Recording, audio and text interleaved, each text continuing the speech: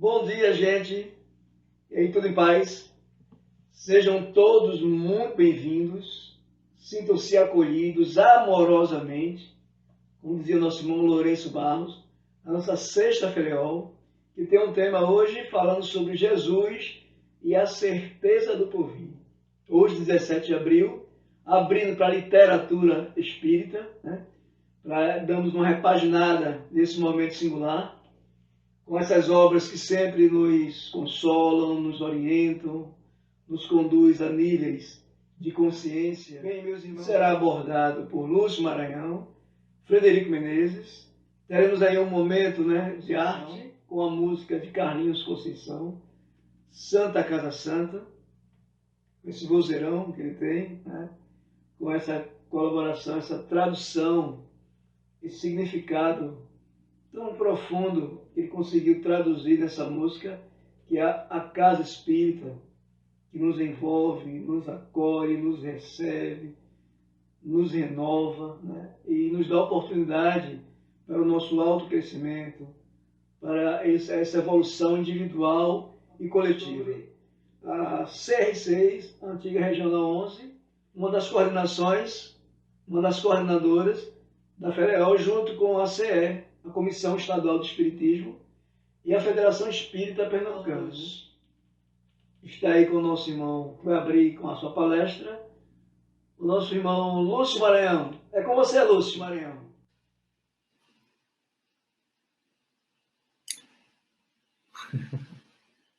Olá, meus amigos, meus caros irmãos, aqui mais uma vez reunidos. Queria dar esse bom dia, né? Então, estou muito grato pelo convite de estar aqui mais uma vez com vocês, tá? Para falar sobre esse tema tão interessante, né? Jesus é a certeza do porvir. Então, eu vou começar fazendo uma prece, pedir o apoio da espiritualidade, a gente que possa ir desenvolvendo o tema da melhor forma, tá? E convido vocês para esse momento também. Senhor Jesus, divino amigo, obrigado por essa oportunidade, pela oportunidade de estar contigo, por esse domingo em que se reúnem tantas famílias, nesse especial de porvir de Páscoa, em que muitos lembram do teu nome, do ressurgimento, que possamos aprender a abrir os nossos corações para poder te escutar, para poder ressurgir dentro de nós, Mestre querido. Que possamos realmente refletir sobre o compromisso de estarmos recebendo o Evangelho, o compromisso nosso que nos cabe de nos tornarmos melhores, e a confiança que tu tem em cada um, Senhor, de mostrar que a vida continua, de que a vida deve ser vivida da melhor forma. Obrigado por essa oportunidade, Mestre amigo. Ilumina cada um que nos escuta hoje, agora e sempre. Que assim seja. Para muitos irmãos aí que estão nos acompanhando, tá certo, na FELEOL, um grande abraço, minha gratidão por estar presente aqui. Mas nessa reflexão de Jesus e a certeza do porvir. Logo depois do desespero que alguns discípulos tiveram, não só eles, mas muitos outros, certo, que acompanhavam o mestre, até mesmo fugiram alguns, somente João, sua mãe, o acompanhou na crucificação. Mas logo após os 3 dias, aparece novamente ele para os discípulos.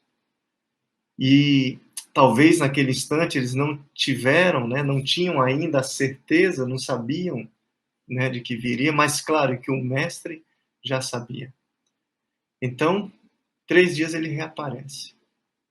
Mas eu quero mergulhar um pouco mais nesse estudo. Porque isso foi há 2000 anos atrás. E ele aparece e não fica apenas 3 dias, mas ele fica 40 dias junto com os discípulos. Isso não sou eu que estou dizendo, mas tem Atos dos Apóstolos. No primeiro capítulo, escrito por Lucas, ele passa 40 dias depois junto com os seus. Várias amostras ele se dá presente junto aos discípulos. Os diretos e até os indiretos, né? Outros que não estavam junto entre os 12, como de Emaús. Mas Ele vem e volta. Mas essa pergunta do título, algumas pessoas hoje em dia podem muito bem estarem perguntando assim, mas ele vai voltar. Tenho certeza dessa volta do Mestre. Como é que seria essa volta? Será que encarnado? Será que desencarnado? Muitos pensam que vai voltar à carne, certo? Mas essa volta do Mestre tem diversas maneiras para ele poder voltar. Em diversas maneiras. Não necessariamente mais na carne, nós vamos ver isso lá na frente. Não é uma coisa que eu digo assim. Tem no Evangelho sobre isso, aquela passagem quando ele fala, eu vos enviarei o Consolador. A gente vai estudar um pouco ela aqui também. Mas é claro que a gente tem, às vezes, a sede, e temos sim, do Mestre, para poder sorver as nossas próprias necessidades. E pedimos o quanto antes ele apareça para a gente, o mais rápido possível. Só que ele aparece em espírito para os discípulos. E por que não ele vem aparecer para tocar os espíritos nossos também? Não necessariamente de corpo, mas de alma, através da sua mensagem do Evangelho, através da sua luz, de uma oração, de uma prece. E por que nós temos tanta sede realmente do Mestre? Porque, não só em tempos agora, mas outros também, mas principalmente agora com o período meio crítico, né, com sombras de guerra em que a gente passa, não só guerras externas, mas guerras internas também dentro de nós, temos muitas dores que tocam e batem em nossos corações. Temos muito anseios, ansiedades, pensamentos mais à frente, mágoas com pensamentos atrás. E a gente às vezes não acha resposta. Não acha resposta no mundo em que nós estamos, né? Sobre como nós vamos encontrar essa paz. E aí eu quero começar primeiramente uma reflexão sobre essa necessidade do Cristo voltar para consolar as nossas dores realmente, para consolar as nossas mazelas. A dor vem e bate. Me vem muito. Hoje eu falei isso numa live de manhã sobre a dor. Eu quero muito bem poder trazer sobre ela essa reflexão. A dor existe em alguns estágios, isso é uma reflexão que eu trago. A primeira, uma dor, às vezes que é uma marola, que bate em nossas vidas e a gente até sabe lidar da melhor forma com ela, né? Esse é o primeiro estágio, é que nem um pai com um filho, que chega, o filho dá um pisão no pé, e o pai, eu te amo, eu te amo. Chega a certas dores que são mais leves, o grau de estágio 1. Existe um segundo tipo, um segundo grau de estágio, que uma dor vem, bate e dói. Faz a gente refletir um período de tempo, né? Faz a gente pensar. E tem dois caminhos que eu posso levar aí para uma revolta, que eu não vou ser aliviado, ou então para um momento de reflexão e de possivelmente ligação para com o Pai depois. Essa dor no estágio 2, ela dói, mas é possivelmente superada, se nós nos elevarmos os pensamentos, focarmos no bem, em tudo. Existe um terceiro tipo de dor que bate em nossas portas, certo? Que esse é uma dor insuportável. Existe ou não? E a gente tem muito mais um anseio da volta realmente do Mestre em nossas vidas. Quer aliviar, de alguma forma, independente do credo de religião. São dores insuportáveis que não pedem permissão para entrar em nossas casas e em nossas vidas. Chegam e bate realmente de uma vez.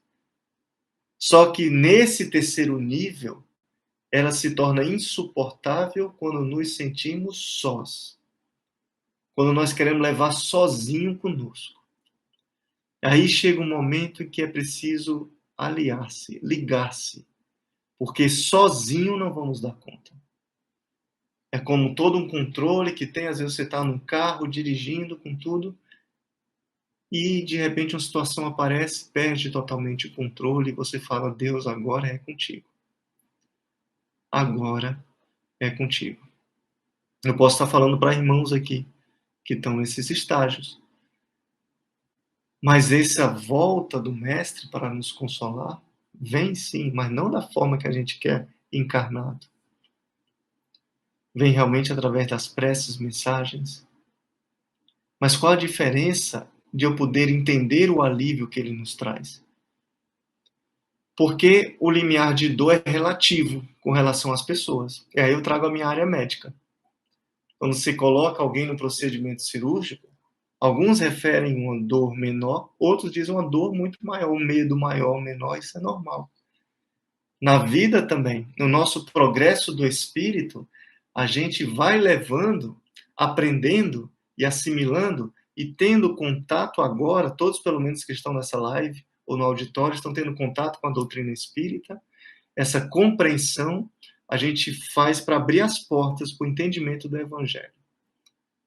Saber do Evangelho não é o suficiente.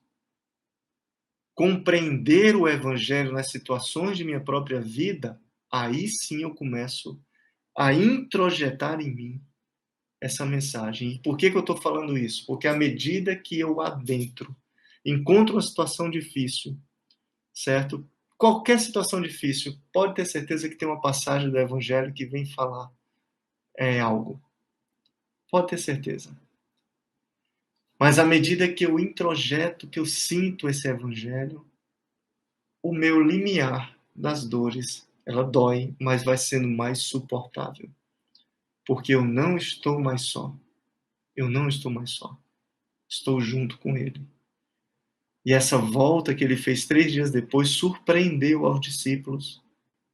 Como essa volta que ele insiste em voltar para o coração de cada um que nos escuta agora, nesse domingo. Insiste em voltar para nos surpreender também. Ficamos surpresos como somos aliviados. Ficamos surpresos quando ousamos no bem. Ficamos surpresos quando somos capazes, de mudar uma atitude nossa, que a gente dizia antes, isso é impossível de mudar. E a gente fala, consegui. Consegui.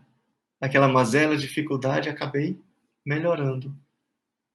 Porque sozinho no caminho talvez eu não conseguisse, mas pelo aprendizado novo, independente do credo, de religião que temos acompanhando aqui, um aprendizado novo para com a vida, para com o amor, para com a responsabilidade que cada um tem para com a vida, sabe que é preciso viver da melhor forma e sabe que no Evangelho tem, que no mundo tereis aflições. Às vezes a gente quer que suma com uma varinha mágica. A gente quer que pare realmente e suma. Não tenho mais nenhum problema, nenhuma aflição. Mas será que é isso? O que seria da vida sem os desafios? Sem os nossos desafios que tem cada um que está nos acompanhando aqui. O que seria dela sem aquilo que faz você superar-se? Eu trago sempre a imagem do eletrocardiograma. Nós corremos todinho se ele ficar parado e no linear. É bom os altos e baixos da vida em si. Da vida. É claro que todos nós estamos no mesmo barco. Eu também estou nesse. Tenho meus desafios, tenho minhas mazelas, tenho minhas dificuldades. Mas tenho sim o agradecimento agora. Por pelo menos a gente está tendo contato, todos nós, com o Evangelho, com a doutrina, com a ciência, que vem mostrar a realidade do Espírito. É tipo dizendo assim, o que precisa mais? O que mais precisa? Será que a gente quer ser igual São Tomé, que hoje, no domingo, a gente vai ver, não foi no domingo de Páscoa, né? Logo depois, uns dias depois também que ele aparece, e é preciso tocar nas chagas, materializar-se? Será que tudo só existe se eu ver para crer?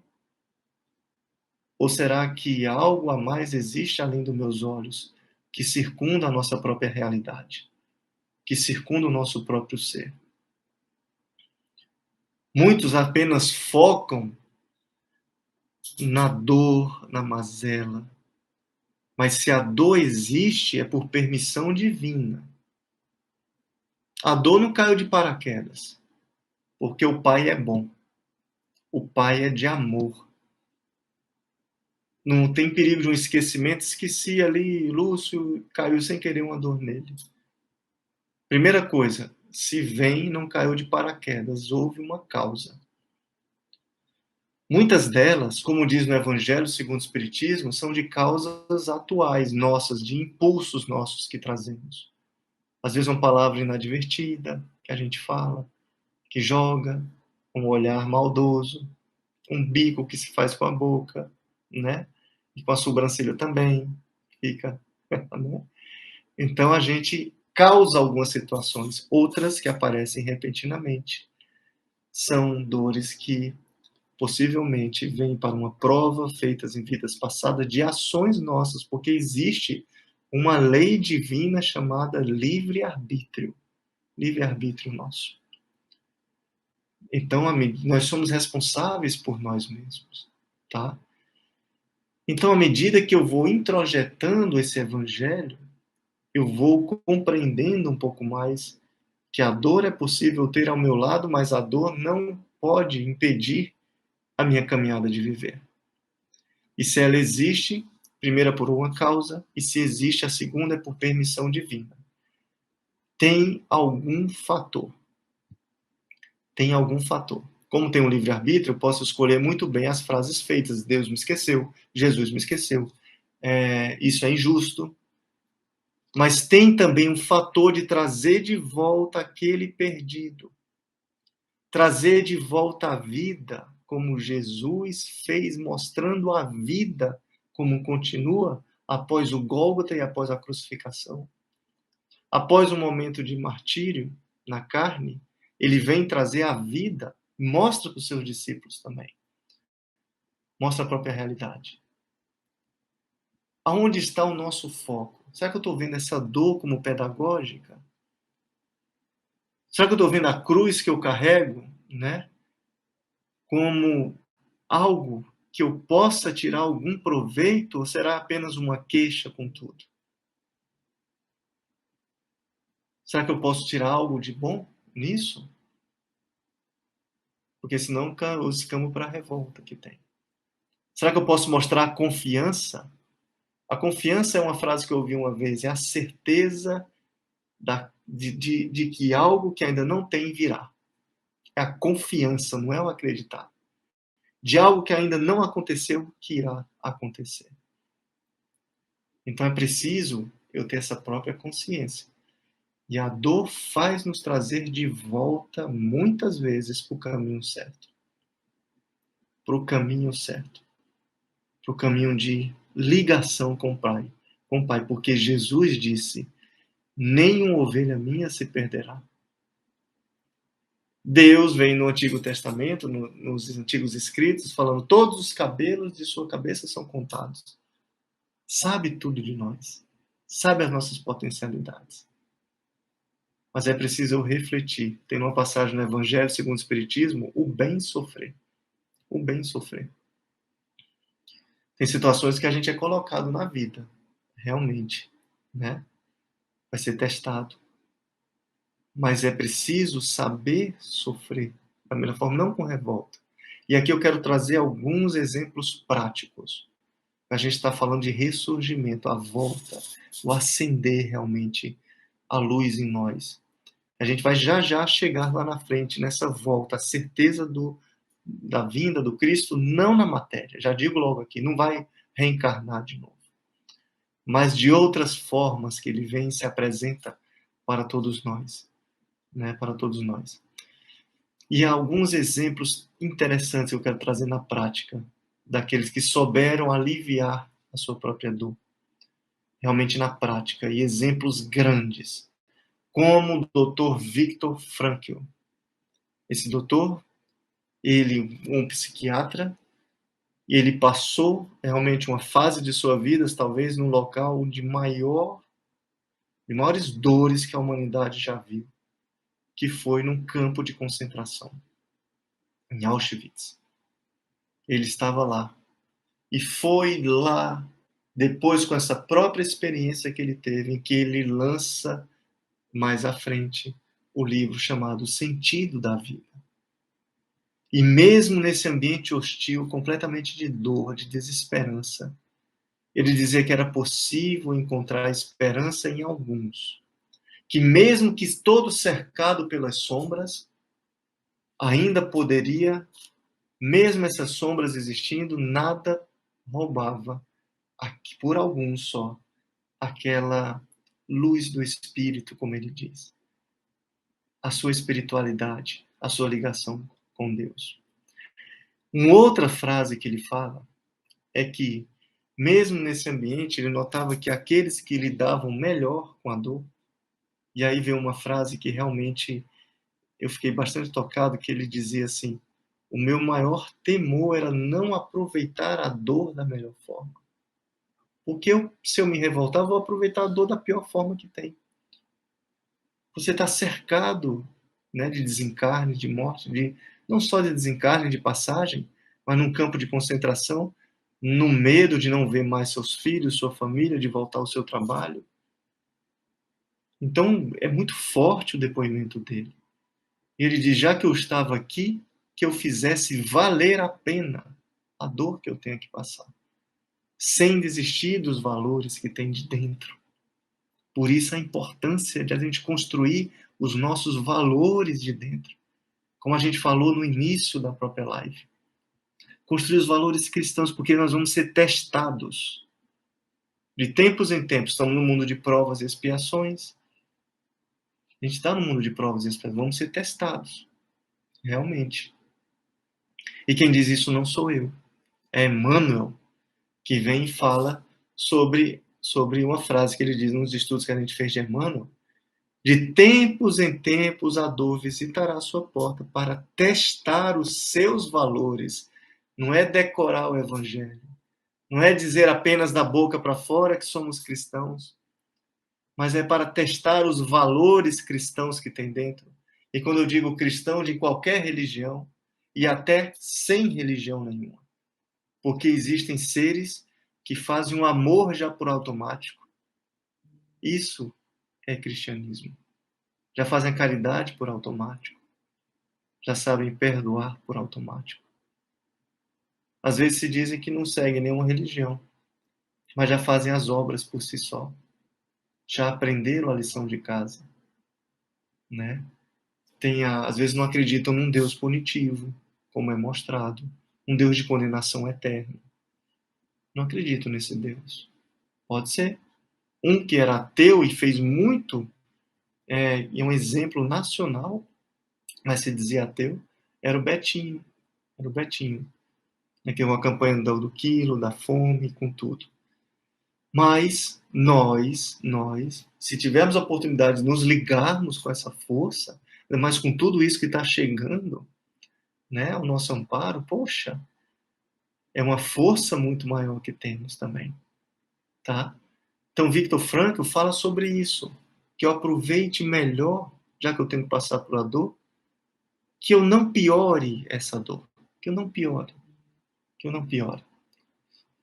E outra dica que ele mesmo fala, certo?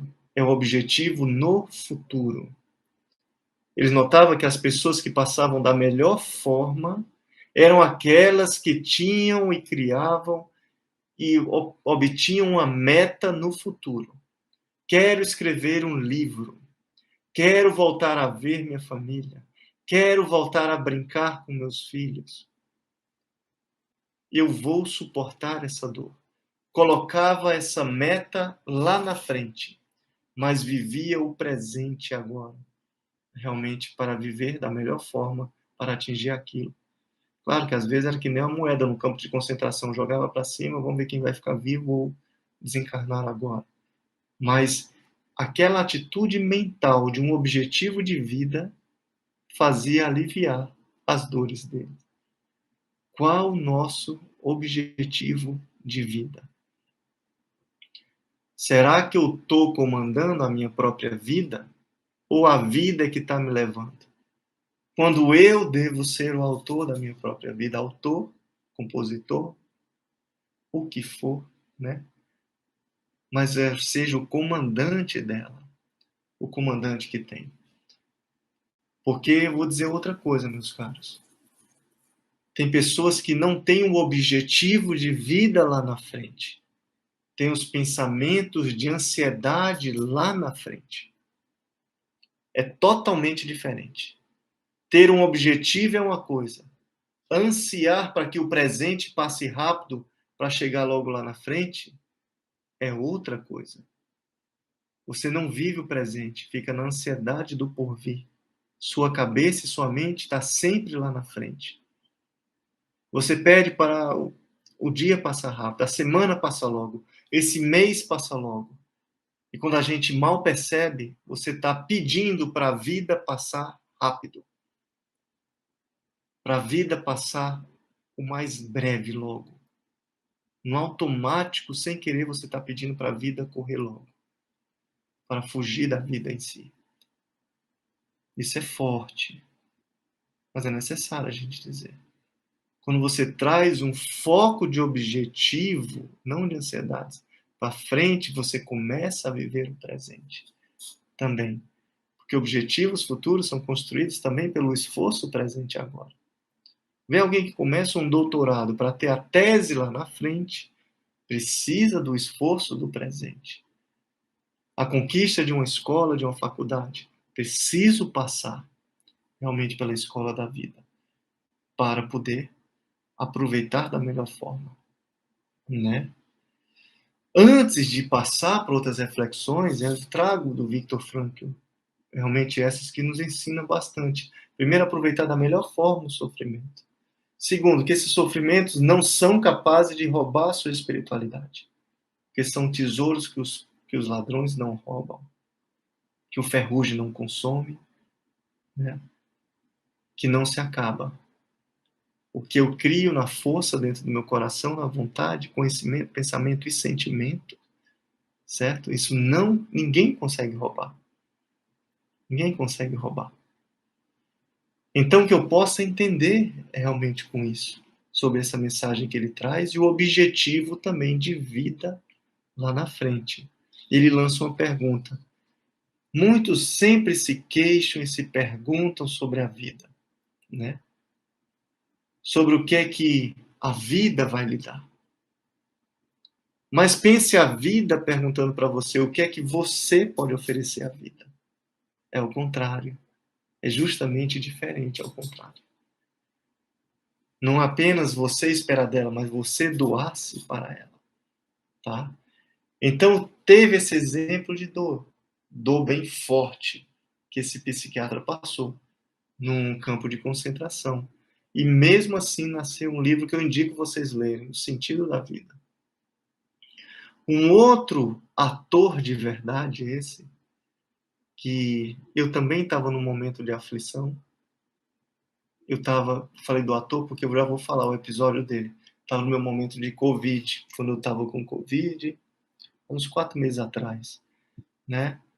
Sentindo sintomas, mas doía, né, no corpo. Não foi grave, né, mas doía não só no corpo, mas principalmente na alma, os medos, a família, os filhos. Meu Deus, a dor bateu em minha porta. A dor bateu. O isolamento, nossa Senhora. 7 dias longe dos pequenos, da minha esposa, completamente. É duro, é duro. E já aproveito aqui para emitir de verdade no meu coração todo bom sentimento àqueles que partiram realmente na pandemia como todo, com Covid. Não só para os que partiram, mas para os que ficaram também com a dor da saudade. Podem ter certeza, pode até não acreditar, mas podem ter a certeza que vocês vão reencontrar eles. Vão reencontrar eles. E aqui a gente está falando não só para os encarnados, mas para os desencarnados também. Os desencarnados vão reencontrar também. Fisicamente, no perispírito do outro lado. Até mesmo presente, às vezes, no corpo, né? Os seus entes queridos, tá? Tenho essa certeza. Pode até duvidar alguém com pensamento, mas lá na frente vai lembrar desse médico, o galeguinho, falou, mas ele falou aquilo e vai ver que é verdade, tá? Tenho mais exemplos para trazer, esse do ator, então estava com Covid, e aí eu, fuçando na internet, né, no YouTube, procurem também um vídeo do ator Jim Caviezel. Jim Caviezel foi o ator que fez justamente a paixão de Cristo de Mel Gibson. Justamente foi ele que faz aquela caminhada, passa pelo personagem, a figura do Cristo, e faz a caminhada no Gólgota ali para a crucificação. E ele narra como foi a emoção e narra também o que aconteceu realmente ali durante a cena, que ele tomba e luxa o seu ombro. Uma dor aparece. Uma dor que não estava no script. Como algumas dores não estão no script nosso em nossa vida. E aí ele narrando, falando que o seu ombro luxado, o diretor veio e falou, não tem condição de poder prosseguir. Não tem. E ele diz, eu vou seguir. Porque sem essa dor, talvez eu não fizesse da melhor forma o caminho da crucificação. E aí, meus caros, veio uma frase dele, veio uma frase dele, que realmente me tocou bastante. Ele diz assim, nessas palavras, a dor fez a minha performance. A dor fez a minha performance. A dor agora que a gente pode estar passando pode ser o trampolim para um salto grande em nossas vidas, se soubermos aproveitar, se soubermos mostrar Jesus a ela. Soubermos mostrar diante da montanha que está na frente ao Mestre. Ao Mestre. Então isso, aproveitar da melhor forma. Ele fala realmente, procurem no YouTube, tem esse Jim Caviezel, o depoimento que ele faz. A dor pode ser o palco para a nossa melhor performance. Porque talvez se não tivesse ela, a gente não conseguiria mostrar o que tem de melhor em nós. O que tem de melhor em nossas forças. Tá? Então, veja só. O mestre também passou por momentos de dores. O problema é que a gente é preciso reflexionar no momento de dor que tem, certo? Mas é preciso também reflexionar profundamente, o mais importante, na volta realmente. Porque não se foque muito apenas na maldade, na dor, no sofrimento. Eu sei que a gente ainda aqui, é só ligar a TV, é sofrimento para todo lado. Aconteceu alguma notícia de ruim, a gente, se apega logo.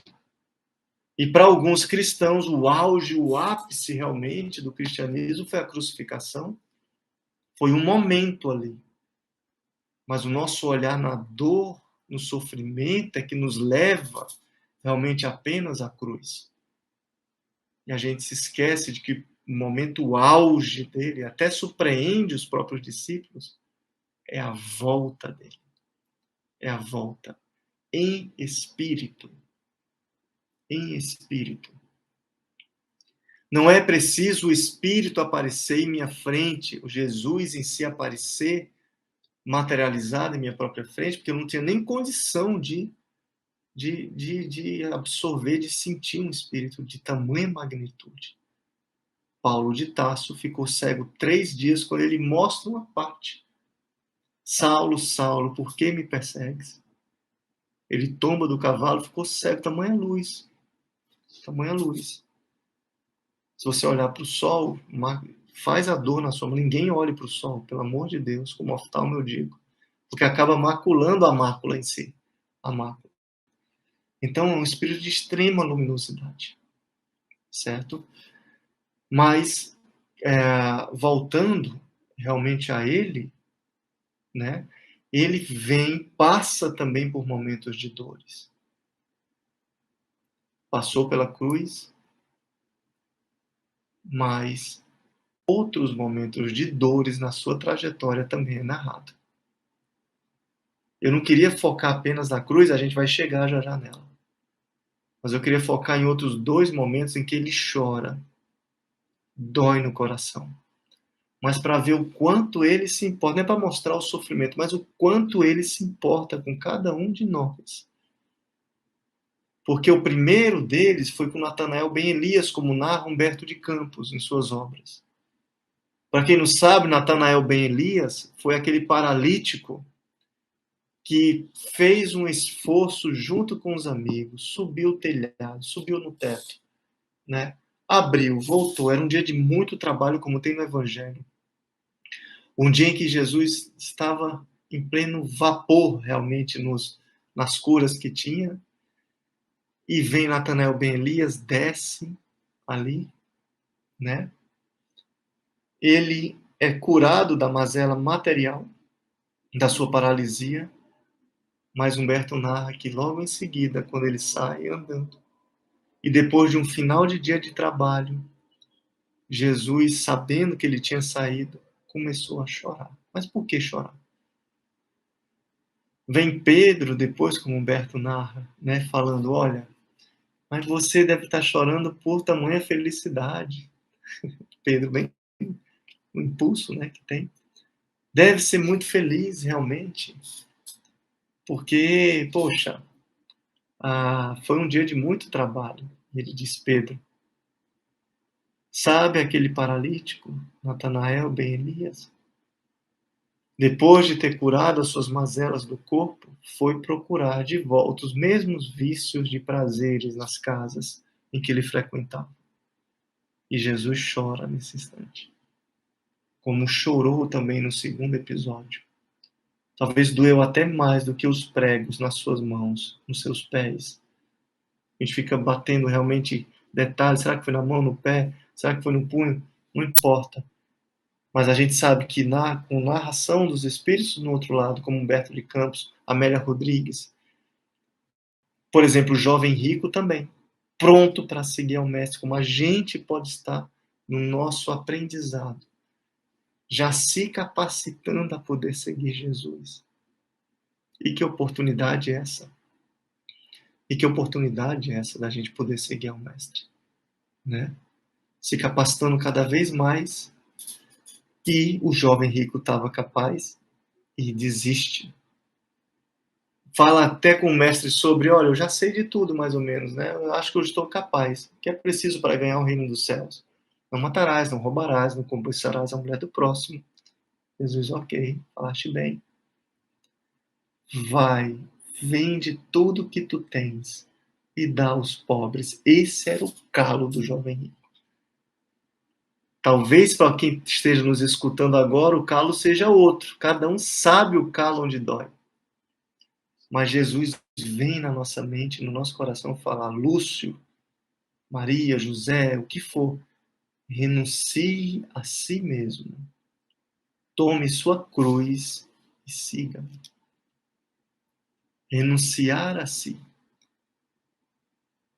Ele falou para o jovem rico: então doa tudo que tu tens e me segue. Essa era para o jovem rico, diferente de outro. Às vezes é um vício, um apego, às vezes é um orgulho, é uma mágoa. E Jesus volta para a gente falando na nossa própria consciência. Falando na nossa própria consciência. A volta que ele tem realmente, após a crucificação, é em espírito. E em espírito, através das mensagens, ele volta para tocar o nosso espírito. Até mesmo numa prece de emoção sentida, ele volta. Partiu de mim uma virtude, ele sente. Né? Ele falou isso na mulher hemorroíça. Pedro, alguém me tocou. Como, mestre, muitos aqui te apertam, mas alguém me tocou. Como se muitos te apertam? Eles estavam no caminho de Jairo, com Jairo ali que ia para a cura da sua própria filha. Os curiosos seguindo ao mestre, curiosos, né? Seguindo a Jesus. Curiosos não por seguirem, mas por fenômenos. Fenômeno lotado de gente atrás. Só por curiosidade de fenômeno mediúnico. Que não leva, não transforma ninguém. Né? Mas saiu de mim uma virtude. É claro que ele sente realmente ali. Nos sente. Tá? Então é preciso a gente refletir sobre esses momentos das dores que vêm em nossa própria porta. Vem depois do caminho do Gólgota, ressurge em espírito, como ele volta, a prece sentida por cada um, ele voltando. E ele diz no Evangelho, quando 2 ou mais estiverem reunidos em meu nome, eu aí estarei. Eu aí estarei. Então parte uma virtude. Não tenhamos essa dúvida. Alguns pensam que vai voltar andando, materializado. Não, parte. E a gente sente quando está com o coração aberto. Sente até que se emociona, muitas vezes. Né? Uma prece sentida, uma palestra, uma oração, um esforço que tem de cada um. Mas agora eu queria justamente trazer um pouco da reflexão para o momento da crucificação. A Páscoa está chegando, aí, para quem está nos acompanhando agora, que está entrando, essa é uma palestra que está sendo preparada, gravada, para ser mostrada no domingo de Páscoa, né, na Feleol. Mas eu queria trabalhar agora o momento da crucificação do Mestre. Realmente como a grandeza do seu coração. Começa logo com o discípulo que o traiu. Começa logo ali, com Judas. Quando está na ceia, junto dos seus discípulos, e ele revela realmente para eles, olha, um de vocês irá me trair. E eu fico o burburinho todo falando, mas quem será, quem será? E ele olha com firmeza, faz logo o que tem que fazer. Aquele entrega um pão, aquele que entregar o pão é que será, entrega para Judas. E fala com a firmeza, faze logo o que tem que fazer. Fala com a firmeza da verdade, porque o bom e o bem exigem a verdade. A gente é acostumado, às vezes, a ir nas purpurinas das ilusões de nossas vidas. A gente fica nas purpurinas ilusórias e foge da verdade. Foge até da nossa própria verdade. Quando a gente não quer admitir ou assumir algo. Ele olha, eu nem imagino o tremor que Judas deve ter sentido, o calafrio que Judas deve ter sentido ali. Né? Ou engoliu seco. Né? Como eu engoli seco agora, sem água aqui também. Mas ele, a verdade. Sim, sim, não, não. No Evangelho não tem como servir a Deus ou a Mamon. Então que a gente possa refletir. Ele sai, pega as 30 moedas e veja a grandeza desse espírito do Mestre. Quando ele estava realmente ali, no meio das árvores, né, junto aos discípulos, ele vai momentos antes orar também, né, no hurto, tem essa ligação com o Pai, volta e vem a comitiva toda. Até aquele que o traiu o reconhece, aquele que o beijar é Jesus, por um beijo é traído. E sabe como o Mestre trata ele? Amigo, para que viestes? Ele pergunta. Claro que testando na psicologia, né, ali. Amigo, amigo. Quem de nós tem a condição de, se souber de um traidor, se sofremos uma traição, chamar esse traidor de amigo? Quem de nós? Aí você começa a ver a grandeza. Né? Se hoje em dia, com tantas intolerâncias que a gente vê, tantas polaridades, tantas intolerâncias, se alguém discorda do que você fala, você já fica chateado. Você já cancela, né? O termo hoje é cancela a pessoa. Cancela a pessoa completamente. Até mesmo dentro da família, porque ela pensa um pouco diferente. Pensa um pouco diferente. Ele não, mestre. Para Judas, o que o traiu, ele chama de amigo, como está no Evangelho. É o espírito mais luminoso e mais humilde que comanda ainda aqui a barca da terra. Nesse instante ele é preso, ele é levado então realmente para o sinédrio ali, para ser julgado, um julgamento falso, né, que já estava pronto já, estava tudo pronto, certo? Com os que acusavam a ele. E ele vai, aí vem mais à frente, chega ao contato com Pôncio Pilatos, e ele fala, tu és rei. Esse é o segundo ponto. Para a gente poder assimilar a volta de Jesus e saber, entender, para se consolar de verdade. Eu queria que vocês entendessem esse segundo ponto do diálogo que ele teve com Pôncio Pilatos. Tu és reis. Ele diz, olha, meu reino não é deste mundo, porque se fosse desse mundo, os meus anjos já viriam e já resolveriam tudo. Mas meu reino não é desse mundo. E vem uma segunda pergunta de novo de Pôncio Pilatos.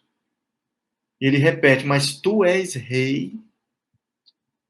Ele diz, tu mesmo o dizes. Tu mesmo dizes. Aí vem um outro ponto.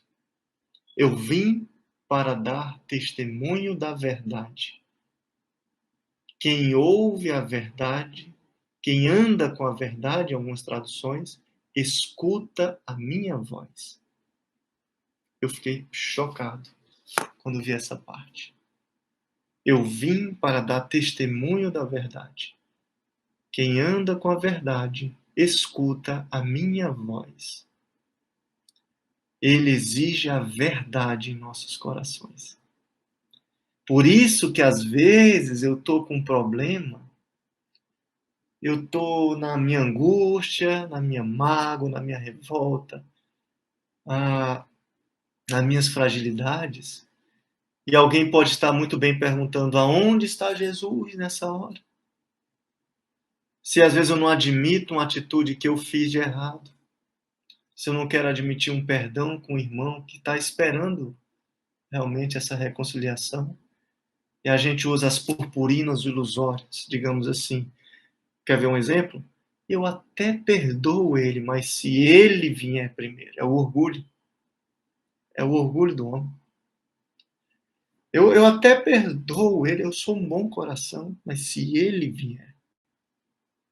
E eu agora que estou entendendo, estudando, tendo mais informações do Evangelho, a quem muito é dado, a muito será cobrado.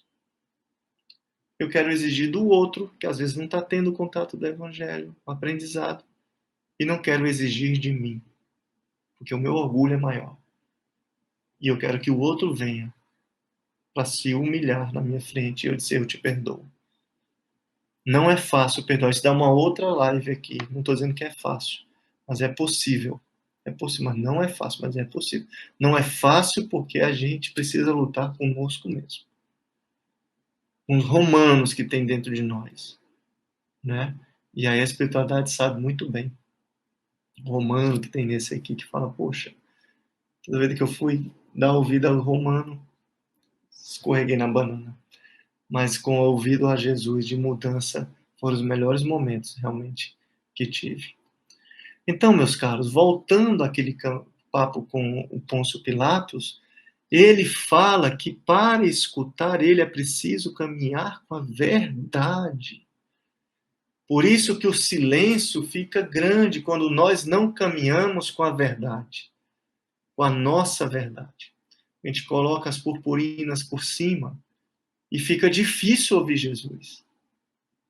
Fica difícil ouvir, porque eu não estou admitindo uma realidade.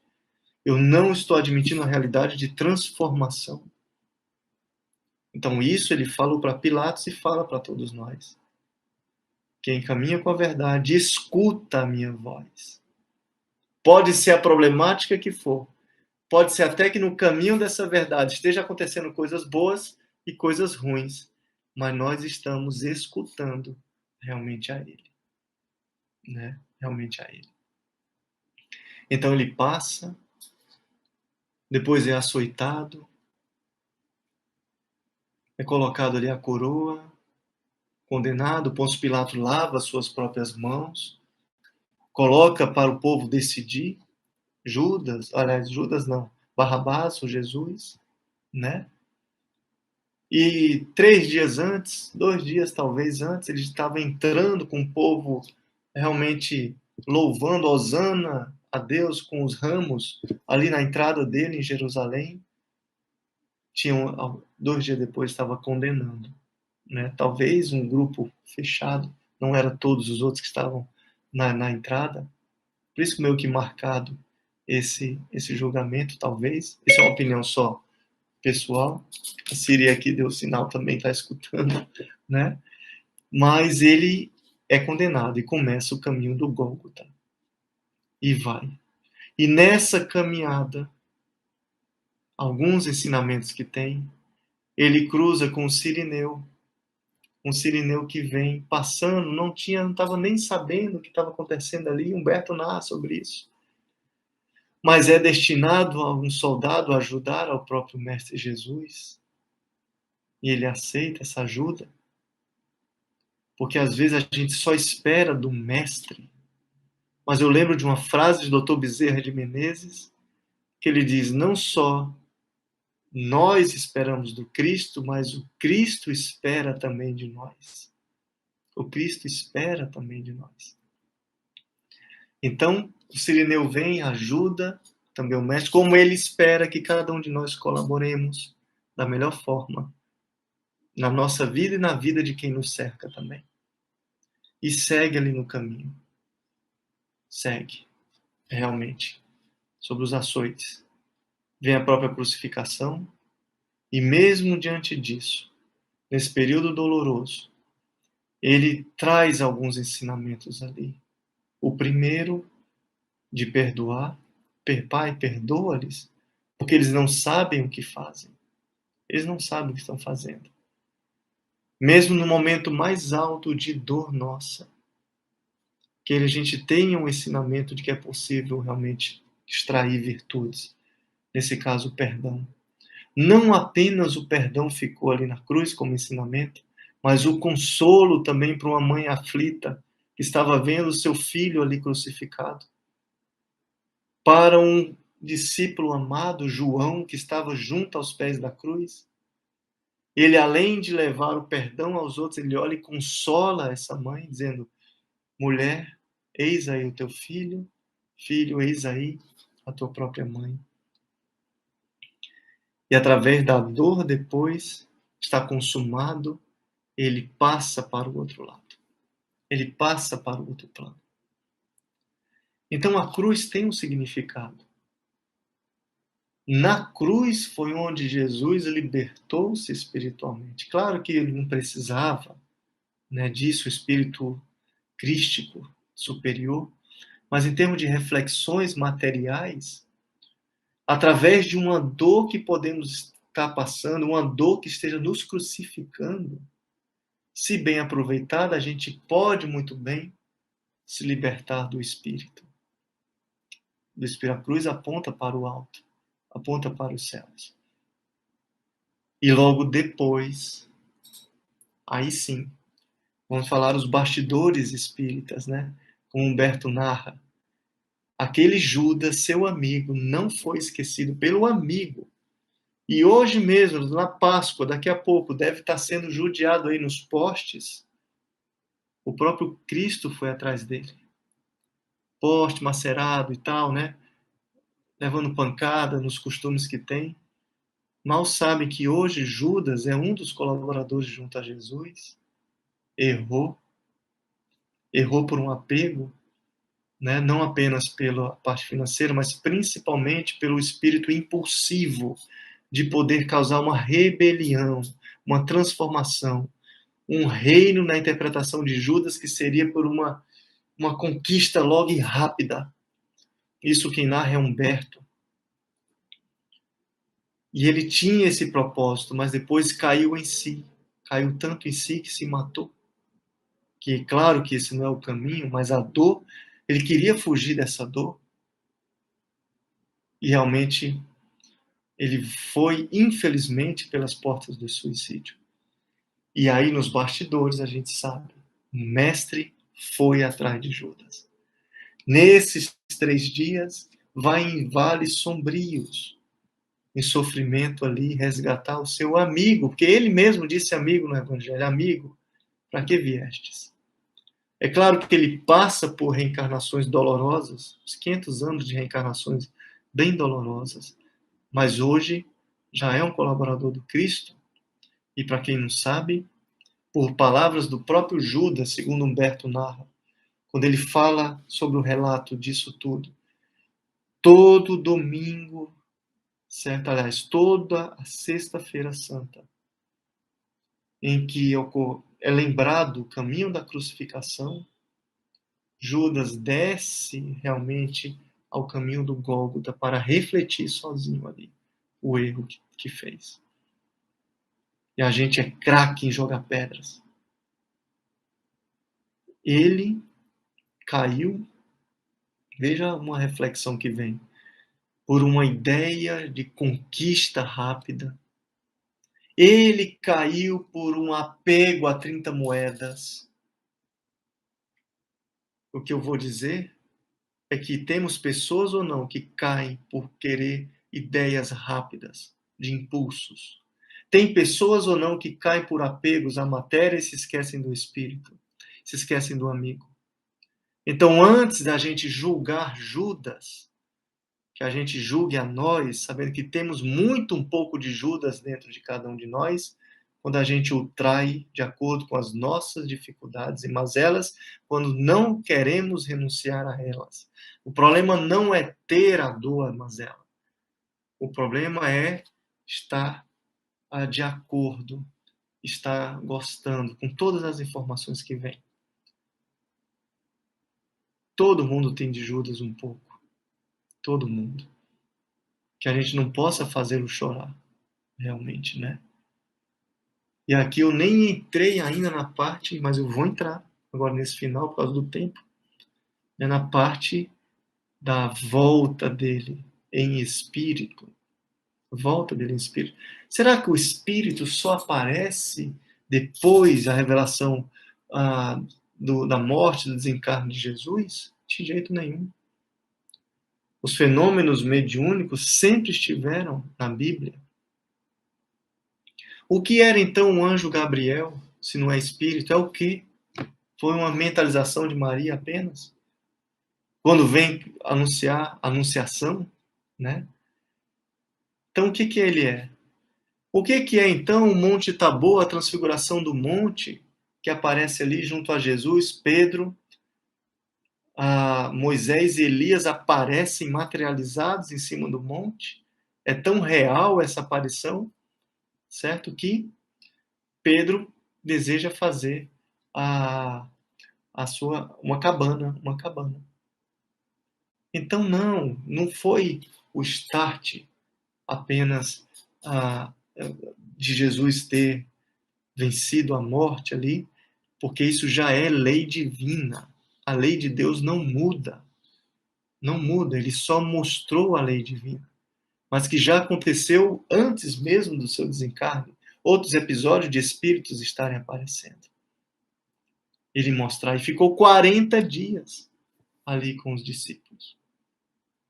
E aí vamos ver o primeiro contato que ele teve. Não foi com sua mãe, não foi com o discípulo amado. Foi com a mulher que fez a sua transformação. Maria de Magdala. Fez a sua transformação íntima. Diferente de um coração de um Saulo de Tarso, que já tinha o coração ligado às leis divinas, mas distorcido ali nos seus ideais. Cai do cavalo, fica cego 3 dias, vai para Palmira, 3 anos estudando o Evangelho, se transforma no Paulo de Tarso. Mas ele já tinha uma ligação divina. Maria de Magdala não. Maria de Magdala tinha seu apego aos prazeres, à venda do corpo, à luxúria. E ela renuncia a si mesmo isso. E Jesus reconhece. Jesus reconhece. E é lindo o momento quando viu a pedra tirada, teve um medo, adentrou, viu realmente que o corpo não estava ali. De princípio, não reconheceu o mestre, porque ele vem e pergunta: o que procuras, mulher?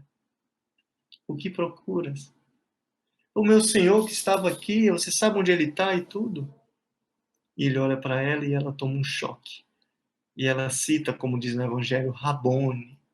Rabone. E ela volta correndo ali para avisar os discípulos. como no domingo de Páscoa, nesse domingo que seja, ou sem ser Páscoa, né? O que for a entrada na gruta, a gente entra na nossa própria gruta e quer ver Jesus materializado, não vai aparecer materializado. Vai nos aparecer em espírito, sentindo-nos, e nós sentindo a Ele, como ela sentiu. E quando sentimos ao Mestre, não tem como não explodir de alegria. E ela explodiu de alegria. Mesmo assim, encontrou desafios, inclusive dentro mesmo do discipulado, onde eles estavam reunidos com medo, todos com medo ali. Quando ela vem dar a boa nova da anunciação, olha, ele está vivo, ele está vivo. Quem? O Mestre está vivo. Mas como apareceu para ti? Se ele estivesse vivo, apareceria para sua mãe, para João, que amava muito. Recebe primeiramente as pancadas da descrença. Quando nós somos tocados com o coração do Espírito de Jesus em nós, às vezes vamos encontrar algumas pedras, obstáculos que vêm em nossa própria mente, pessoas que vêm contra. E ela não desiste, falando ali a anunciação que vem. Mais à frente, certo? Vem novamente ele, porque ele passou 40 dias, não foi 3 dias apenas, foi 40 dias junto dos seus, como tem em Atos dos Apóstolos. 40 dias ele ficou. E ele volta de novo para os discípulos. A paz esteja com vocês. E Tomé, que antes da aparição tinha duvidado, ele fala, eu não acredito, não acredito. Somente se eu colocar minhas mãos em suas chagas, eu vou acreditar. E ele aparece. Ele vem lançar uma bem-aventurança, que serve para a gente nesse domingo. Certo? Que ele mostra, Tomé, então venha, tome aqui, veja minhas mãos. Toque nos ferimentos. Toque. Ele vem, toca ali, né? Mestre, meu Deus, é você. E ele lança uma bem-aventurança. Bem-aventurados os que acreditaram sem ver. Sem ver. Sem ver. Então isso ele é tocado. Serve para nós? Alguém pode estar duvidando aí, realmente, dele? Que a gente possa ter essa confiança, a construção da confiança em nós. Porque ele volta realmente em espírito. E aí outras passagens, como discípulos de Emaús, que ele bate um papo, até brinca com ele, mas não estou sabendo o que aconteceu aqui. Mas só você não sabe da crucificação do Nazareno? Não estou sabendo, me conte. Começa a conversar. Adentra na casa do discípulo de Emaús, some depois. Vem logo depois, como tem nas últimas partes do capítulo de João, certo? Para uma pescaria de novo em espírito, junto com Pedro, João. Dessa vez, o barco estava no raso, como diz lá no Evangelho. Ele aparece, joga para a direita, vocês vão pegar os peixes. Parece ajudando, convivendo junto com os discípulos, não abandonando, como deseja conviver com cada um que nos escuta agora. Lá, eles faziam as tarefas diárias da pescaria. Aqui, Jesus deseja fazer as tarefas diárias nossas, nos ajudando da melhor forma. Foi tão pesado a rede que tinham 153 peixes, como diz no Evangelho de João, grandes, para poder puxar. Então, se é para ser pescador não mais de peixes, como ele fala para Pedro na primeira pescaria, vem ser pescador de homens e de almas, tá? Que a gente possa pescar muito mais do que 153 peixes grandes de corações em nossa vida que nos cercam. Pessoas que estão ao nosso redor. Porque ele continua conosco sempre. E para quem pensa que ele vai voltar em carne, eu deixei para o final, aqui, ó, justamente essa passagem aqui, que tem em João, capítulo 14, versículo 15, sobre a vinda do Consolador. A vinda, a volta, realmente. Será que dele? Vamos ver o que fala nesse final? para a gente refletir nesse domingo. No domingo, literalmente, uma semana antes da Páscoa, e no domingo da Páscoa, como está sendo mostrada essa palestra. Então, dizia assim: se me amais, guardai os meus mandamentos. Se me amas, amar é coração, amar é sentimento. Não é palavra para fora. Ele não diz: se me amas, decorai o meu evangelho. Não. Vale pouco. Pouco. Se decorar, vale pouco. Se não tiver prática, vale pouco. Ele não diz: se me amais, dizei apenas com as palavras que é cristão, que já vale. Não. Se me amais, guardai os meus mandamentos. Por que isso? Porque nós vamos precisar deles no momento de dores, de aflições. São os valores que a gente vai estar construindo na casa em cima de uma rocha, como tem no Evangelho, como a gente falou no início da live. São esses valores, guardai eles, porque em certo momento a gente vai precisar. Não só para aliviar nossas dores, que a gente só quer olhar para a gente, mas principalmente para quem nos cerca. Né? Guardai os meus mandamentos. E eu rogarei ao Pai que vos envie o outro Consolador, como diz aqui, que ficará eternamente convosco. Então é outro Consolador. É outro Consolador. Não é ele, se foi palavras dele aqui, é um outro que vem.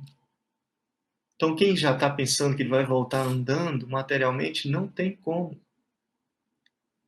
Ele a gente vai ver à frente que ele diz assim: ficará eternamente convosco. Para ficar eterno é algo imaterial. Porque se for alguém ou algo material, não fica eternamente. Toda matéria tem seu tempo aqui. E aí eu começo a entender que esse outro Consolador é uma mensagem imaterial. É um conhecimento. Conhecimento não se rouba. Sentimento não se rouba. Não é alguém fisicamente, que as duas primeiras foi Moisés, a revelação de um Deus único, mas ainda um Deus de temor, um Deus de castigo. Você vai perder seu paraíso se comer da maçã. Né? Onde você estava, que eu estava à procura. Vem logo depois, não mais um Deus punitivo, mas Jesus vem mostrar um Deus de amor. E vem a terceira revelação, que não é por pessoa física, mas vem por mensagem. Vem por uma informação. E foi o tempo realmente necessário para poder, sim, a mensagem da doutrina espírita, que consola através da compreensão, essa compreensão nós levaremos eternamente. Aí eu entendi o outro Consolador. O outro Consolador. E ele continua aqui: o Espírito de verdade, que ninguém pode ver, que o mundo não pode receber, porque não o vê nem o conhece. Mas vós o conheceis, pois habita convosco e estará em vós. Alguns ainda não veem, não conhecem, nem admitem às vezes, mas já habita dentro de nós. Por mais que alguém faça bico e diga: eu não sou espírito, mas você é espírito. Porque a lei de Deus é única. Já habita dentro de nós, não só a realidade do espírito, mas a capacidade de se comunicar com o Pai. Mas alguns ainda não veem nem compreendem, mas já habita realmente dentro de nós. Não vos deixarei órfãos, virei para vós. Ainda um pouco, e o mundo não me verá mais, mas vós me vereis, porque eu vivo, vós também vive. O mundo não vai ver, porque não é preciso a mensagem da matéria. Mas para vivificar corações aflitos, eu poderei ver se eu tiver realmente... Lembra na verdade, com o diálogo com Pôncio Pilatos, de verdade, com o coração aberto, junto ao Mestre. Tá certo, meus caros? Tinha mais coisa para a gente falar aqui, mas eu queria agradecer mais uma vez por essa oportunidade de estar aqui presente. Lá, meu abraço a todos vocês que estão nos acompanhando online, aqui, nesse domingo de Páscoa. Meu desejo de muita paz, um feliz renascimento de Jesus em espírito no coração de cada um. Possam ter um excelente domingo junto às suas famílias e junto ao Mestre, tá certo? E a gente vai se encontrando por aí. Muita gratidão pela paciência de vocês e pela atenção, tá certo? Fiquem com Deus, com Jesus, e um grande abraço a todos. Muita paz. Veja, depois de uma maravilhosa palestra dessa, né, do nosso amigo, estou até emocionado, é uma alma muito emotiva, muito sensível. Os nossos sinceros agradecimentos, Lúcio, por essa mensagem que nos tocou profundamente, né, que nos faz refletir. Nesse momento, realmente, que é um momento de Páscoa ainda, que é um momento que Jesus também se faz tão presente nas nossas vidas. Mas vamos lá, vamos ouvir aí Santa Casa Santa, nessa voz divina de Carlinhos Conceição.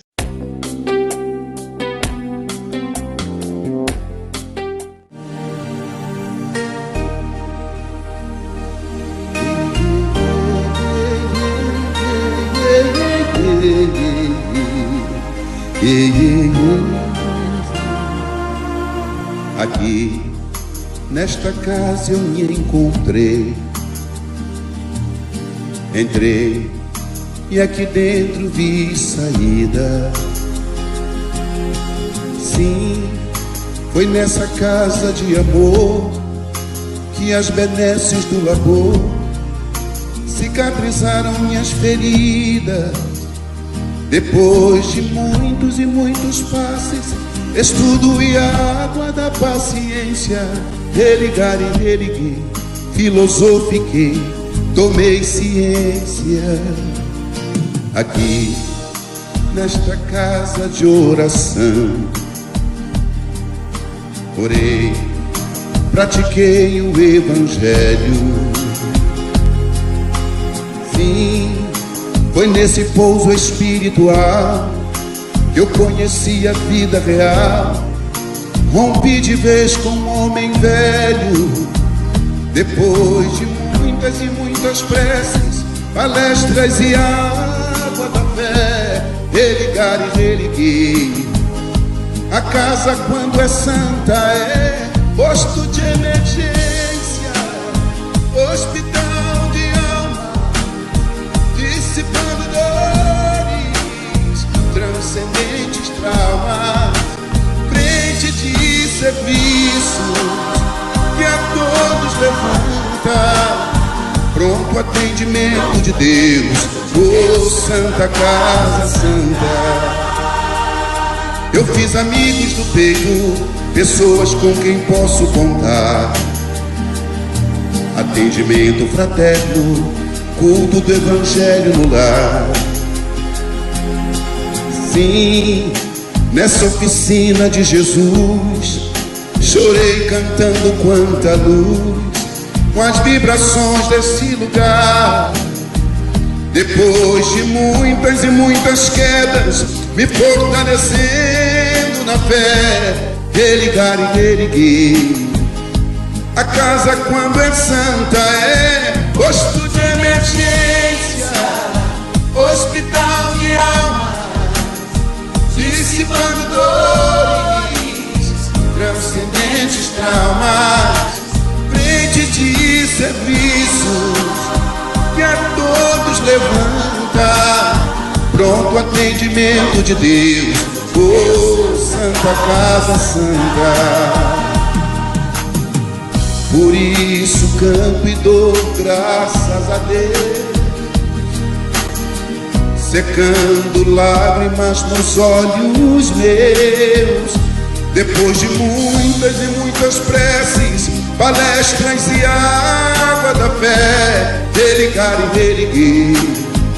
Toda casa, quando é santa, é posto de emergência, hospital de alma, dissipando dores, transcendentes traumas, frente de serviços que a todos levanta, pronto atendimento de Deus, oh Santa Casa Santa. Posto de emergência, hospital de almas, almas, frente de serviço que a todos levanta, pronto atendimento de Deus, Santa Casa Santa, frente de serviços que a todos levanta, pronto atendimento de Deus, Santa Casa Santa.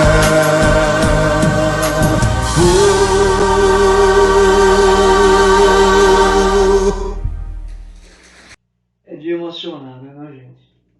É fazer a gente ver a importância da casa espírita em nossas vidas. Você tem um local, uma faculdade, uma universidade, uma escola, um segmento de trabalho, uma oportunidade que você tem de aproveitar essa dinâmica, essa existência aqui para desenvolver-se mais e mais e mais. Enfim. Bem, depois desse vozeirão, esse conceito, esse esclarecimento do que é realmente a casa espírita, nós vamos ficar agora com o nosso irmão Fred. É com você, Fred. Olá, queridas amigas, queridos amigos. Uma alegria muito grande poder participar da FELEOL, Feira do Livro Espírita de Olinda. Contentamento muito grande, sobretudo porque temos essa oportunidade de conversar a respeito de tudo que a nossa humanidade está passando sob a ótica do Espiritismo e de sua mensagem renovadora, de sua mensagem de esperança. Diante da pandemia do coronavírus, a humanidade foi convidada a fazer inúmeras reflexões, instrumento também de aperfeiçoamento diante das provas e expiações de que todos nós ainda carecemos na jornada. Sofreu a nossa civilização um impacto tremendo. Desde a partida de entes queridos, até o medo, o desespero, a desesperança e as reflexões que foram feitas por milhões e milhões de criaturas ao redor do planeta. A cultura materialista que ainda predomina na Terra sofre um abalo tremendo, porque na verdade desde o século XIX que a nossa civilização está sendo convidada pelos espíritos imortais a dar uma chance a uma outra forma de viver, a uma outra percepção de vida, fazendo com que cada indivíduo no nosso planeta possa se olhar de maneira diferente e perceber que nós não somos a estrutura física que utilizamos no momento. Todas as vezes em que a sociedade se exaure através de interesses puramente materialistas, através do apego exagerado àquilo que é transitório, que é passageiro, sofre o impacto de determinadas provações coletivas como uma espécie de expurgo de aperfeiçoamento. Em O Livro dos Espíritos, Allan Kardec havia feito a indagação sobre qual o motivo que Deus permitia as chamadas tragédias coletivas. E as entidades venerandas responderam ao grande codificador que estas tragédias, além de outros fatores, tinha o poder, ou era o instrumento, para fazer progredir a humanidade em 3, 4 anos, aquilo que poderia levar séculos para ocorrer. Portanto, acelera em todos os sentidos quando a coletividade sofre com determinadas tragédias de natureza coletiva. A ciência progride, a sociedade reflete, corações se abrem para uma outra realidade. Além da pandemia, ainda convivemos com uma série de fatores que caracterizam o nosso atraso espiritual. O estresse adoece milhões de criaturas. A depressão se multiplicou, dando continuidade ao seu quadro pandêmico, que já existia antes do coronavírus.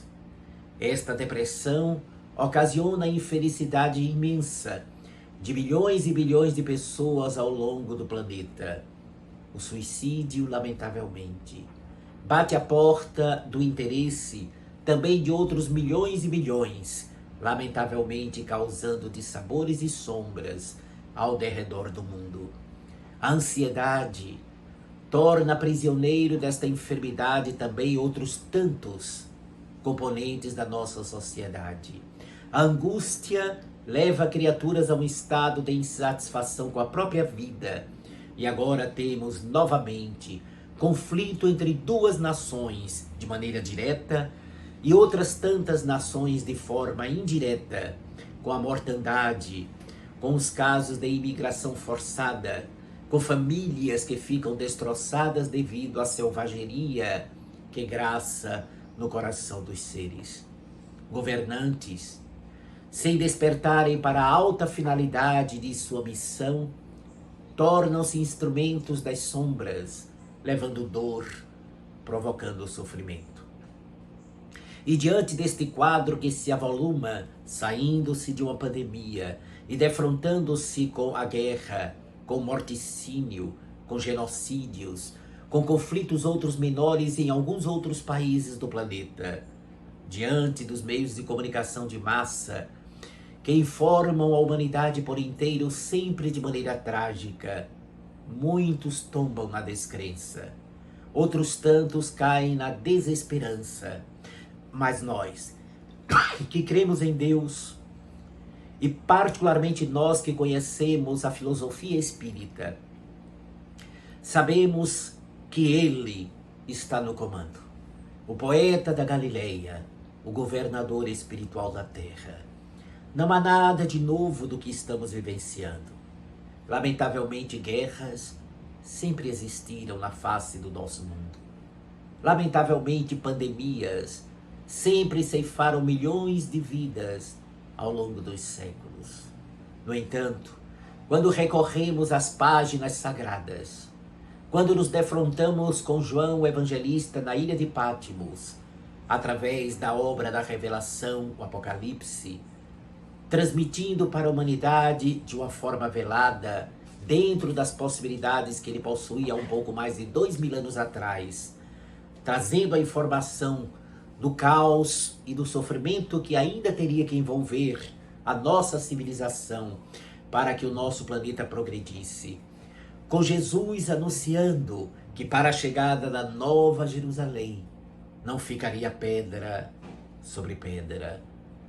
Depois, ao longo dos séculos, mesmo durante o período medieval, espíritos luminares, mensageiros celestiais, pontificaram na terra, trazendo-nos o sopro de renovação e de esperança, e anunciando de alguma forma que Deus não havia desprezado jamais a criatura na terra. E quando, no século XIX, aquela invasão invisível despertou cérebros e corações para a imortalidade da alma, quando Allan Kardec, a 18 de abril de 1857, lança a primeira edição do Livro dos Espíritos. A partir dali, nós temos as informações mais precisas e concretas de que, confirmando o pensamento dos espíritos superiores, aprendemos que tanto os espíritos como os planetas progridem. Tudo evolui no universo, do átomo ao arcanjo, que por sua vez já foi átomo. Os espíritos disseram a Allan Kardec, as vozes celestiais como Fénelon, Lacordaire, São Luís, Santo Agostinho de Hipona, o Espírito Verdade, todos eles disseram em reuniões íntimas ou na Sociedade de Estudos Espíritas de Paris, no século XIX, são chegados os tempos. Observemos que isto no século XIX eles são afirmativos. São chegados os tempos previstos pelas páginas sagradas. E é a partir daí então que começamos a refletir neste pensamento que foi colocado por Allan Kardec na obra Gênese, quando ele faz 2 estudos monumentais a respeito dessa transformação que o nosso mundo estaria vivendo, a nova era e a nova geração. O codificador então fala que o nosso planeta, a nossa civilização, havia chegado, segundo informações superiores dos espíritos, a um desses ciclos de renovação para um salto no quadro de evolução ético-moral do nosso mundo. E muita gente pode chegar e perguntar, mas isso foi no século XIX, estamos no século XXI, e por que não se concretizou no século XIX ou no começo do século XX? Havemos de lembrar que os espíritos superiores vivem fora do nosso tempo e espaço. E 2 séculos para o mundo espiritual, sobretudo superior, equivaleria a 2 segundos. Para quem passou desde Jesus até os dias de agora, 2000 anos, e ainda não nos evangelizamos, estamos caminhando de uma forma lenta, imaginemos que 165 anos seria quase um segundo na história planetária. No entanto, tudo que os espíritos nobres haviam dito, e aquilo que estava de maneira velada nas Escrituras Sagradas, vai se concretizando. Nós estamos assistindo, no século XX, o progresso magnífico da nossa ciência, ao mesmo tempo em que convivemos com 2 grandes guerras mundiais. Experimentamos uma pandemia por volta de 1915, 1918. Experimentamos localizadas epidemias como do Ebola e de outras. Vivenciamos dramas terríveis da sociedade humana, mas ao mesmo tempo assistimos o progresso da nossa civilização no campo da experiência física, dominando forças da natureza e fazendo com que a criatura na Terra possa viver mais tempo. Portanto, tornamos-nos mais longevos, permitindo uma experiência mais longa do corpo físico, a fim de adquirirmos mais experiência. Ao mesmo tempo, ao longo do século XX assistimos o desenvolvimento de uma consciência mais ampla, onde a solidariedade, a fraternidade se multiplica em todo o planeta e, sobretudo, particularmente, nos países mais pobres, onde há uma necessidade da conjunção da solidariedade com o amparo de natureza governamental e social. Ampliou-se a consciência humana no tocante aos cuidados com a nossa natureza, o processo da ecologia, as crianças e os jovens cada vez mais voltados a tratarem com bondade e generosidade os animais, nossos irmãos em experiência nos reinos inferiores à condição humana, tratando-os como irmãos porque são princípios espirituais, são almas que se tornarão humanizadas adiante. E, portanto, nós assistimos um progresso inenarrável dos cuidados com os animais, com a ampliação de criaturas cada vez mais se alimentando de forma sóbria. Estamos assistindo progresso, sim, porque nunca na história da nossa terra se praticou tanto bem como nesses dias de agora. Joana de Ângeles, Emmanuel, Bezerra de Menezes e tantos outros espíritos nos falam que assiste-se no nosso planeta a confirmação desse progresso espiritual em que o nosso mundo deixará de ser de expiação e provas, irá se tornar um mundo regenerado. E no comando disto tudo, o poeta da Galileia, Jesus de Nazaré, trabalha incansavelmente com planejamento perfeito. O que nos parece caos, na verdade, pertence a uma natureza e um pensamento harmônico. A nossa visão estreita, limitada pelo nosso atraso espiritual e pelo fato de estarmos vinculados à matéria, faz com que não cheguemos a enxergar esta realidade harmônica, equilibrada, planejada, respeitando-se o livre-arbítrio da criatura, que é uma questão decisiva na lei de Deus. Este planejamento contempla, inclusive, escolhas equivocadas que nós, enquanto coletividade e enquanto individualidade, possamos fazer. Mas ele está no comando. Depois da pandemia, quando o conflito entre a Rússia e a Ucrânia arrefecer, quando outros conflitos de natureza menor forem apaziguados.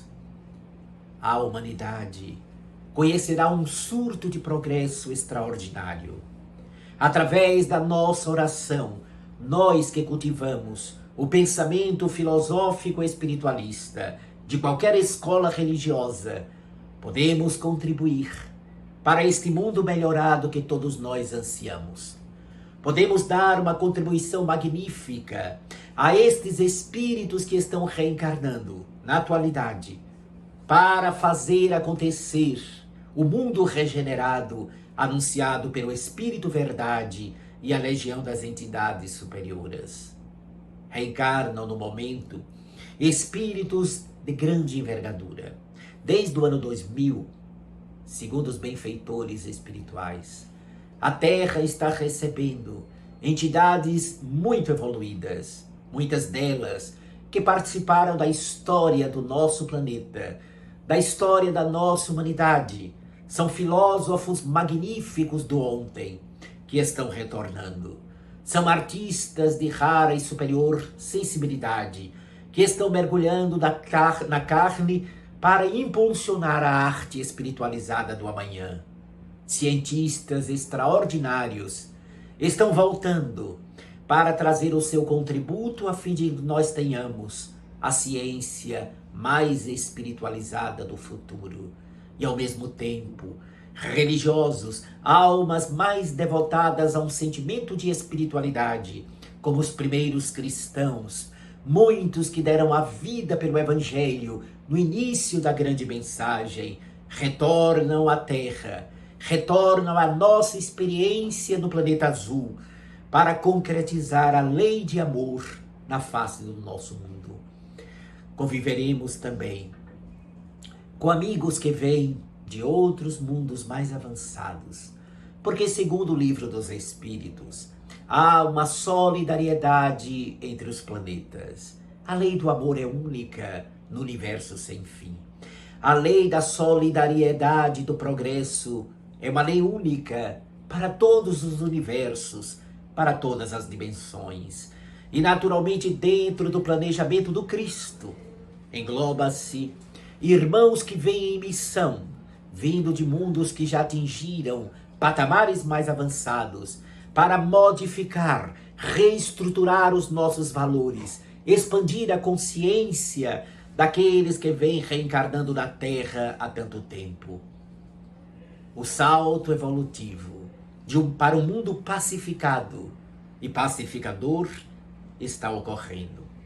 Claro, não sem antes termos um embate entre uma realidade antiga que teima e deseja persistir e uma realidade nova acendendo a luz de um sol de um amanhecer encantador. É claro que este embate nós podemos também chamar de um embate entre luz e sombra. Aqueles nossos irmãos, ainda envolvidos em sombras densas, como nós já o fomos um dia, procuram resistir à grande transformação que eles pressentem e alguns deles conhecem muito bem, enquanto os mensageiros celestiais trabalham silenciosamente de forma consistente para esta grande transformação que se dá da realidade espiritual para a Terra, das esferas espirituais próximas à crosta, próxima ao nosso mundo, atingindo-nos a existência física. E dentro deste embate, luz e sombra, as pilastras arcaicas, as pilastras do equívoco, as pilastras da ilusão da matéria, as pilastras do egocentrismo, as pilastras do orgulho desenfreado, começam a ruir, começam a abalar a forma de viver da nossa civilização. Muitos já sentem, mesmo sem forças para saírem deste turbilhão, já sentem que estão exaustos e não encontraram felicidade apenas nos prazeres, nos gozos transitórios. Sentem necessidade de algo mais profundo, embora muitos nem saibam compreender o de que necessitam. Alguns outros já percebem através desta exaustão, já amadureceram ao ponto de ansiarem valores espirituais, buscando estradas procurando caminhos para a própria renovação. E há aqueles que são mais resistentes, que lutam desesperadamente para não perderem o domínio sobre as mentes invigilantes e infelizes de milhões e milhões de habitantes da Terra. Porém, ele, Jesus, acena com o archote do porvir. Haverá um futuro ridente diferente para o nosso mundo. A Terra não poderia permanecer vitimada pelas grades sombrias do egoísmo e do orgulho. Então, nosso mundo se prepara para fazer parte do concerto das famílias equilibradas do cosmos. E isto é irreversível. Nada pode deter o progresso. Absolutamente nada.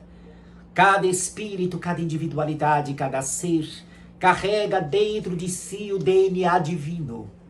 E o DNA genética divina carrega como alma e essência desse processo particular a lei do progresso. Todos temos necessidades. Até a criatura mais bruta sente necessidade de ser feliz, embora o conceito de felicidade para ele possa ser apenas a satisfação dos sentidos físicos, até que amadureça um dia e compreenda que esta ânsia é o DNA divino, dizendo para cada criatura que a nossa destinação é gloriosa, que o objetivo de estarmos na Terra é o progresso espiritual, é avançarmos para um estado de consciência expandida, é alcançarmos a autoconsciência no processo de autoeducação que se estabelece pela meditação, pela reflexão, mas também pelas frustrações, pelo contato social, pelos dramas íntimos, pelo convívio social problemático, pelos desafios que advêm da pouca consciência de espiritualidade que ainda caracteriza a nossa civilização.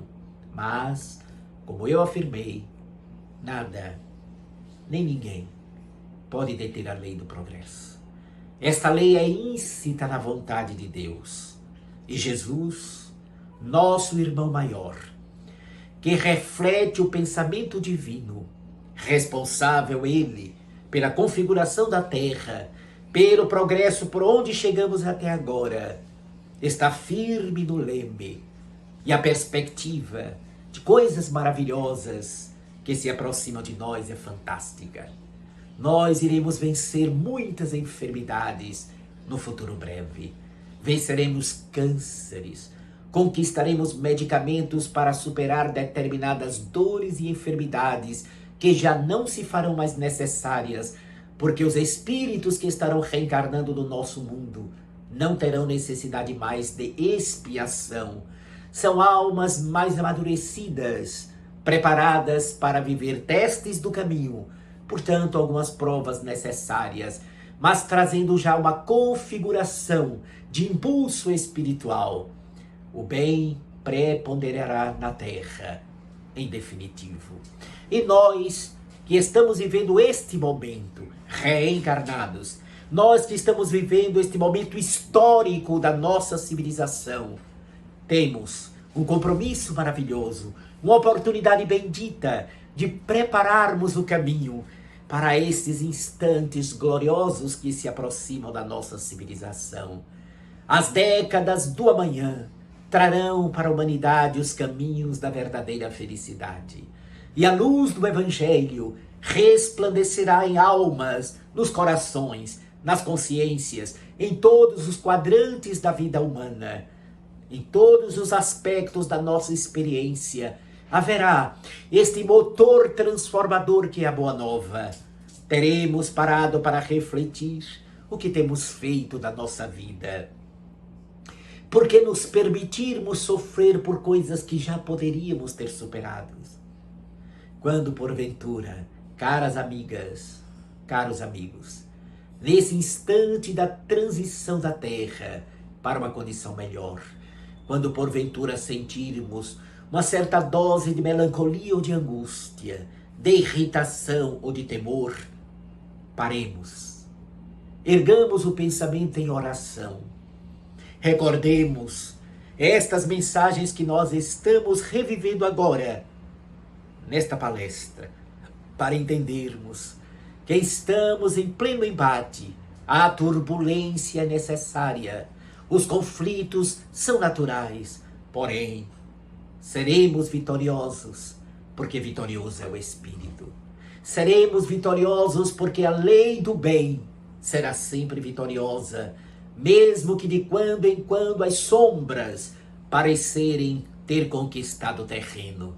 Mas, dentro do que está organizado pelo Cristo, havemos de sorrir, de caminhar firmes e serenos, seguros e confiantes para o novo momento que o nosso mundo exige. Vamos trabalhar incansavelmente.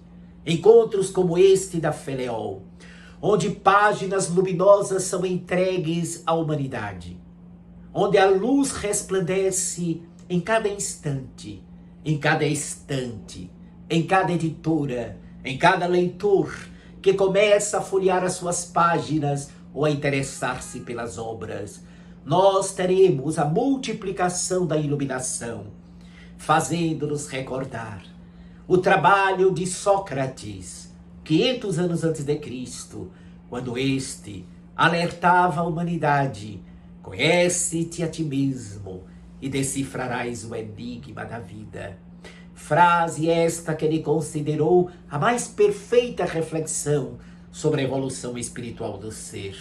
Frase que estava escrito no templo de Apolo em Delfos e que ele, admirado, propagandeou para a humanidade.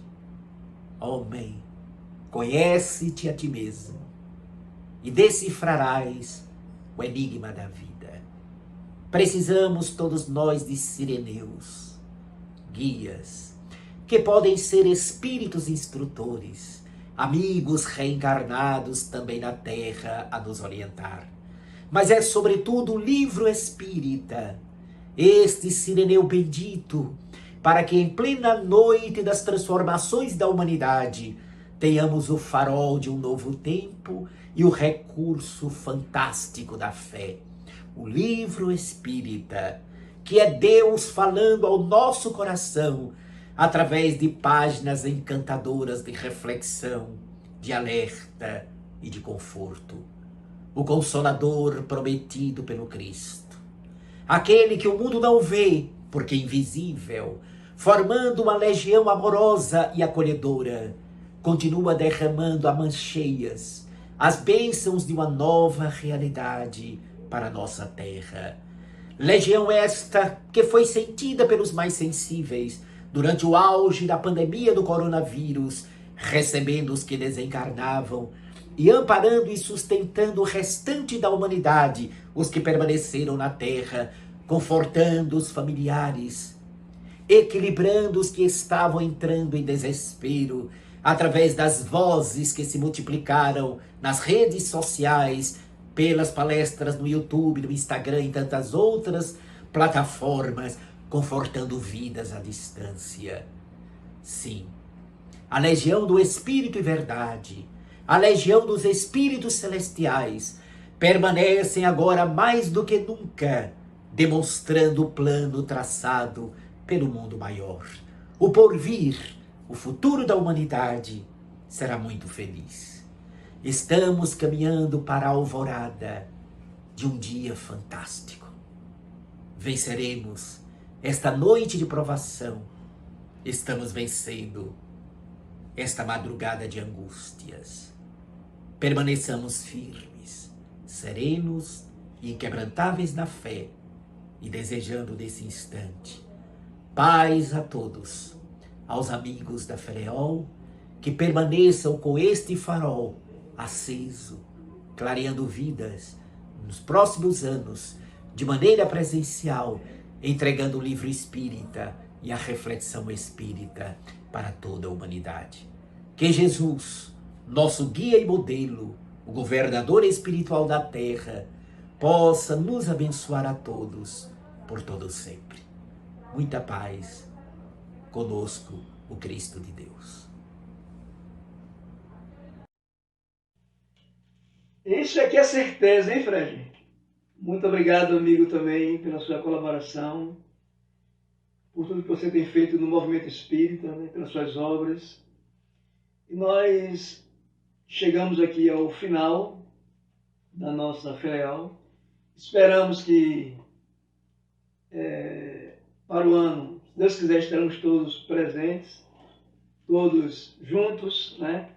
Todos nos abraçando, repaginando essa situação com muito otimismo, na certeza do porvir. Muito obrigado, gente, por sua presença, pela audiência marcante. E vamos continuar aí nessa vibração. Isso aqui é certeza, hein, Fred? Muito obrigado, amigo, também pela sua colaboração, por tudo que você tem feito no movimento espírita, né, pelas suas obras. E nós chegamos aqui ao final da nossa filial. Esperamos que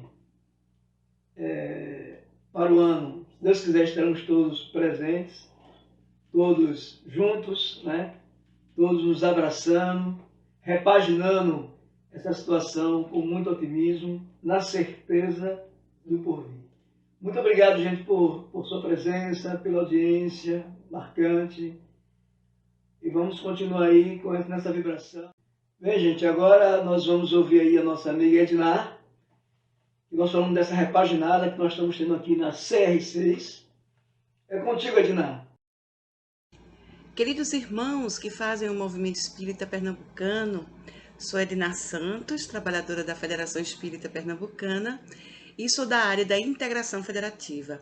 Essa área da federação junto às casas espíritas que fazem parte do nosso movimento espírita. Então é com muita alegria que estou aqui neste dia para, além de dar-lhes boas-vindas a mais uma FELEOL, a Feira de Livro Espírita de Olinda, esse evento que já se consolidou como um dos melhores eventos do nosso estado, onde são divulgados os livros, os títulos maravilhosos espíritas, o que é mais importante.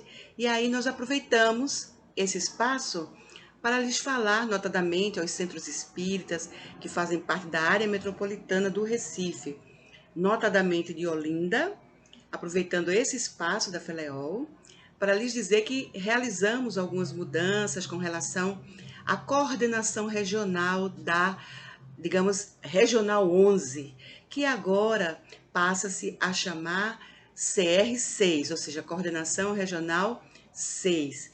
Em breve nós faremos mais um vídeo onde nós poderemos explicar muito melhor a todos vocês quais foram essas mudanças substanciais para que o movimento espírita de Olinda continue a atender, não é, as suas próprias demandas juntamente com a federação e que conta, logicamente, com o apoio de nossos dois amigos extraordinariamente conhecidos aí de vocês e extraordinariamente felizes com o trabalho que desempenham junto aos regionais, junto aos centros espíritas da regional, agora Coordenação Regional 6, a Kátia Chacon e o Everaldo Martins. Esses dois amigos estão conosco lá na federação, nos ajudando a chegar mais junto de cada casa espírita da cidade de Olinda. É uma das cidades onde há mais centros espíritas da região metropolitana do Recife. Então temos um carinho muito grande por todos os centros espíritas dessa regional e contem conosco para que nós possamos ajudá-los nesse retorno, não é? Principalmente agora com a pandemia que obrigou-nos ao confinamento, e as casas espíritas, graças a Deus, estão retornando às suas atividades. Então, contem conosco para o acolhimento dos seus trabalhadores, para as orientações que precisem, no apoio que nós possamos dar a cada casinha de trabalho e de oração da CR6, ajudar nesse retorno, ao retorno de todas as atividades destas casas que fazem parte agora da Coordenação Regional 6. Então, contem conosco, com o Everaldo, com a Edna e com a Kátia, para ajudá-los no que for necessário. Desde já agradeço a sua atenção e um ótimo evento. Aproveitem bem, porque os palestrantes são maravilhosos. Que Deus nos abençoe a todos e rumemos com fé. Sigamos firmes e fortes, porque Jesus está no leme do nosso barco lindo chamado Terra. Muita paz, que Deus abençoe a todos. Um grande abraço da Federação Espírita Pernambucana para todos os que fazem o Movimento Espírita de Olinda.